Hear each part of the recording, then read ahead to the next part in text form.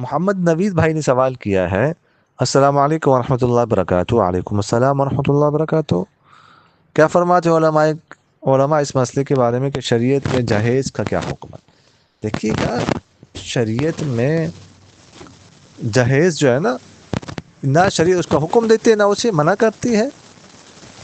باقی یہ کہ شریعت میں جہیز کوئی فرض واجب ہے نہیں۔ شریعت کہتی ہے کہ نکاح بس بالکل سادگی طریقے سے ہو، سادہ طریقہ ہو، مہر مقرر ہو، 2 گواہ ہو، بس یہ ہے تو ٹھیک ہے، لڑکے کو جہیز کوئی ضروری نہیں ہے شریعت کی نظر میں۔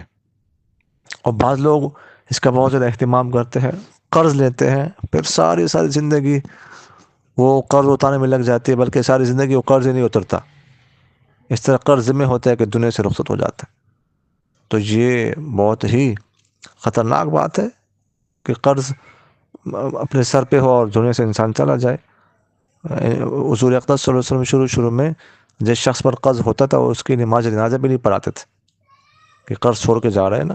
تو اس لیے استطاعت کے مطابق کچھ انسان کے پاس ہے تو اچھی بات ہے، کچھ بچی کو دے دے اگر ہے، اگر نہیں ہے تو تکلفات بالکل نہیں کرنے چاہیے۔ اس کے لیے قرض لینا یا اپنے آپ کو تنگی میں ڈالنا تو یہ بالکل نہیں ہونا چاہیے۔ بس سادہ طریقہ ہو، سادے طریقے سے لڑکی کو رخصت کیا جائے، اور اس میں برکتیں بھی زیادہ ہوتی ہے۔ جزاکم اللہ خیر۔